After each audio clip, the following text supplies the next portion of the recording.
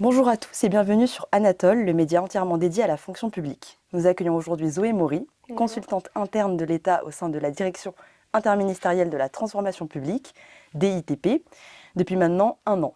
Zoé, tu es diplômée du Master en administration publique de Sciences Po Paris et titulaire d'un Master 2 en droit et gestion publique à l'INSP, donc l'Institut national du service public, et Paris-Dauphine.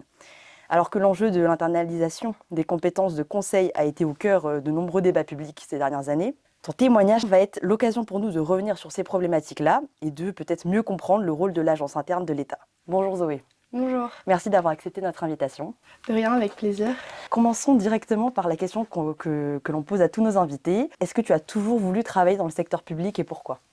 Alors oui, j'ai intégré Sciences Po directement après mon baccalauréat et plus précisément le campus de Reims, le campus euro-américain. Pourquoi j'ai rejoint Sciences Po ? Parce que j'étais très intéressée par la politique, le débat public et les débats de société et j'ai trouvé que Sciences Po répondait totalement à cet enjeu. Il y avait également une dimension internationale qui me plaisait beaucoup. J'ai pas toujours voulu travailler dans le public, non, mais je savais que je voulais donner un sens à mon travail. Tout d'abord, quand je suis rentrée à Sciences Po, je voulais devenir journaliste d'investigation. Mais au fur et à mesure de mon parcours, je me suis rendu compte que j'avais un vrai goût pour les politiques publiques, le fonctionnement de l'État.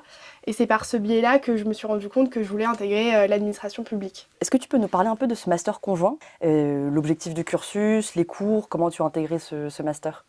Oui, bien sûr. Alors, j'ai réalisé ce master en droit public et en gestion publique entre mon M1 et mon M2 de Sciences Po pendant mon année de césure. C'est un master que j'ai réalisé parce que j'étais très intéressée par le droit public que j'ai découvert lors d'une licence de droit que j'avais fait en parallèle de mon bachelor à Sciences Po à Assas. Et j'avais vraiment été intéressée par le droit public et j'hésitais même à devenir avocate en droit public. Donc je me suis dit que ce master allait vraiment permettre de m'orienter et de m'éclairer sur ce choix.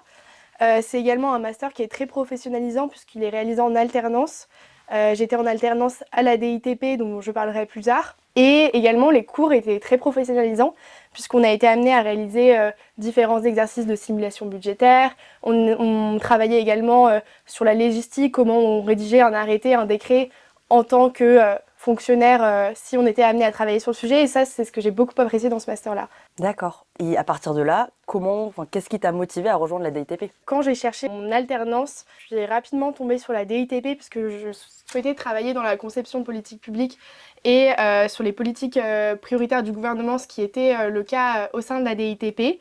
Il y a également une grande diversité des missions puisque c'est une direction qui est interministérielle, donc on est amené à travailler sur les politiques, sur l'ensemble du spectre interministériel. Et donc je trouvais ça très intéressant, surtout en début de carrière, de pouvoir d'apprendre une très grande variété du coup de thématiques et de rencontrer des acteurs très variés sur le sujet. C'est également un environnement qui est très dynamique, assez jeune et ça m'a également plu pendant mon alternance. Très bien. Rentrons dans le vif du sujet. Concrètement, la DITP, tu as un peu effleuré le sujet là. Quel est le rôle de la DITP ? C'est quoi ses principales missions ? Donc la direction interministérielle à la transformation publique, la DITP, c'est une direction d'environ 150 agents publics qui a pour ambition de piloter le programme de transformation publique de l'État sous la direction du ministère de la Transformation et de la Fonction publique. Globalement, elle accompagne le gouvernement pour piloter ses politiques prioritaires du gouvernement et rendre plus simple et plus efficace ses services publics. L'objectif, c'est d'améliorer concrètement la vie et le quotidien des Français et d'améliorer l'efficacité de l'action des administrations. Au sein de la DITP, comment s'inscrit l'agence de conseil interne dont on a parlé et que tu as rejoint donc en tant qu'alternante ? Oui, je l'ai rejoint d'abord en tant qu'alternante pendant 1 an, puis en tant qu'agente publique à partir de septembre dernier. Donc ça fait maintenant 2 ans que je suis à la DITP. L'agence de conseil interne de l'État, ça fait partie de la DITP et ça a été inauguré par le ministre de la Transformation et de la Fonction publique en mars dernier, donc en mars 2024. Cette agence a la vocation à accompagner les administrations dans la mise en œuvre des politiques prioritaires du gouvernement et plus précisément de les accompagner via les méthodologies de conseil dans la mise en œuvre de politiques publiques, la conception de réformes, l'amélioration de l'efficacité opérationnelle des administrations pour rendre la vie plus simple aux agents et améliorer les services publics qui sont rendus aux usagers. Donc là, on est vraiment au cœur du sujet de l'internalisation, donc Oui. ce qu'on appelle l'internalisation des compétences de conseil. Et pourquoi est-ce que c'est important au final ? Alors je pense que c'est important sur différents aspects, on en a beaucoup parlé ces derniers temps. Tout d'abord, un premier aspect qui est assez clair, c'est les finances publiques. L'agence de conseil interne et la réinternalisation des compétences de conseil au sein de l'État, notamment, qui a été permise par la circulaire du Premier ministre de 2022. permis de diviser par 3 l'argent public dédié aux prestations de conseil dans l'État entre 2021 et 2023. Il y a également un enjeu de souveraineté nationale puisqu'on est amené à travailler sur des missions avec des données qui sont sensibles. Et enfin, une question de montée en compétence des agents au sein de la fonction publique, et tant par nos missions de conseil, mais également par les agents de l'agence de conseil interne qui sont souvent amenés après à travailler dans d'autres administrations au sein de l'État et à exercer des postes importants dans l'État. Donc une problématique vraiment importante. Et si on parle plus concrètement, comment ça se passe en fait cette assistance? Quelle forme elle prend? L'assistance que vous donnez aux administrations, est-ce que ça va de la conception des politiques publiques à la mise en œuvre de celles-ci, en passant par la réforme organisationnelle et tout l'aspect ressources humaines, ou est-ce que c'est les trois? Alors il y a des missions qui sont très variées, ça va dépendre du besoin de l'administration au moment de notre saisine. On va être une équipe de 3, 4, 5 personnes qui seront amenées à travailler directement sur le sujet pour l'administration, être en lien très étroit avec cette administration-là pour l'accompagner et tant sur la conception de politique publique. Par exemple, j'ai travaillé sur une mission de conception de la réforme, d'accompagnement du ministère de l'enseignement et de la formation professionnelle sur la réforme des lycées professionnels. On est également amené à mener des missions d'efficacité opérationnelle puisqu'il y a un pôle qui est dédié à ces sujets-là dans l'agence. Et enfin, des missions de mise en place de politiques publiques sont également réalisées par l'agence. Tu as mentionné ce pôle, comment est-ce que vous êtes organisé? Alors on est organisé sous une forme pyramidale, il y a des consultants internes comme moi, des chefs de projet et des directeurs de projet. Tu as parlé de tes missions, est-ce qu'il y en a une que tu as réalisée, qui t'a vraiment marqué et que tu as trouvée très intéressante et que tu aimerais nous partager?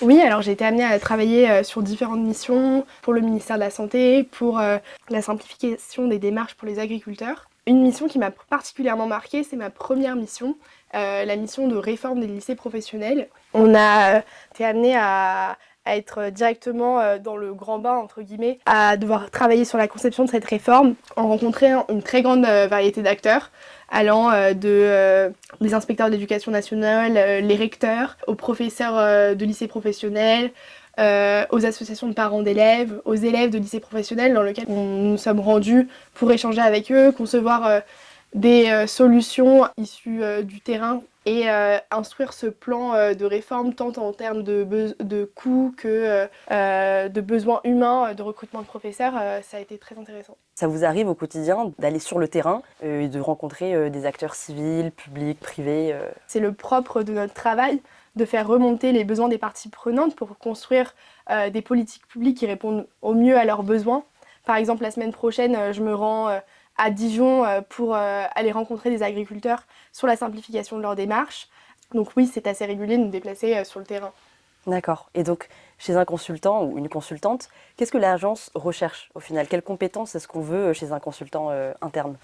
Je pense que c'est d'abord des qualités, une grande capacité d'adaptation à se projeter sur des thématiques très différentes, comprendre rapidement et monter en compétence sur ces politiques publiques, une certaine rigueur dans la méthodologie et une curiosité, une volonté de toujours apprendre plus sur les sujets et bien sûr un réel goût pour les politiques publiques et une volonté de servir l'intérêt général. On recrute une grande diversité de profils, que ce soit des profils issus d'écoles d'ingénieurs, d'écoles de commerce, bien sûr de Sciences Po Paris, etc.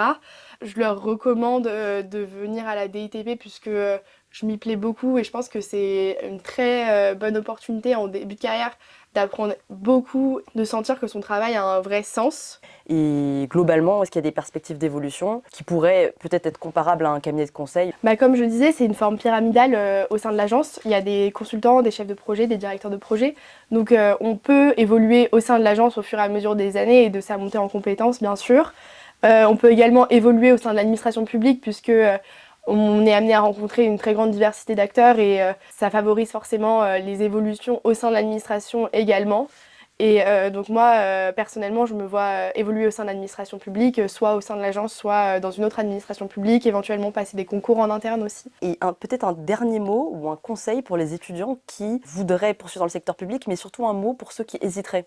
Donc je pense que un mot pour les étudiants qui souhaitent se lancer dans le secteur public, je pense que c'est une vraie opportunité de contribuer à améliorer le quotidien des Français, que vous aurez la chance de travailler sur des projets qui ont un vrai impact et ça c'est très agréable au quotidien de savoir pourquoi on travaille, pourquoi on se lève le matin, etc. Ça je pense que c'est un vrai plus et ça donne de la détermination et de la motivation. Pour ceux qui hésitent, pensez-y comme une aventure, qu'il y aura forcément des défis qui se présenteront à vous, mais il y a également une grande satisfaction de servir cette cause qui nous tient à cœur. C'est une vraie opportunité de rejoindre l'administration publique. Merci beaucoup Zoé. Une dernière question qu'on pose à tous nos invités. Est-ce qu'il y a un ouvrage, un livre, ça peut être un film, une BD, que sais-je, que tu recommanderais pour peut-être mieux comprendre les enjeux liés à la modernisation de l'État, si un tel ouvrage existe? Alors oui, il y a un livre que j'ai lu récemment, c'est Dans la machine de l'État de Emmanuel Constantin. C'est un jeune fonctionnaire ingénieur des mines qui a exercé différentes fonctions dans l'État. Il a été médiateur au moment de la mission Notre-Dame-des-Landes. Il a travaillé aussi à la DITP sur les enjeux de transformation numérique. Il a également été conseiller de la ministre Emmanuelle Wargon, l'ancienne ministre du Logement. Et c'est très intéressant parce qu'il nous livre son expérience de la mise en œuvre des politiques publiques, le côté dans l'ombre en fait de la conception de ces politiques, des décisions publiques. Et je trouve ça très intéressant. Il revient également sur la mission Notre-Dame-des-Landes et ça c'est vraiment quelque chose qui m'a beaucoup intéressée. Il revient sur comment on prépare une loi avant qu'elle soit votée, comment l'organisation gouvernementale s'organise au quotidien, etc. Merci Zoé. De rien, merci beaucoup.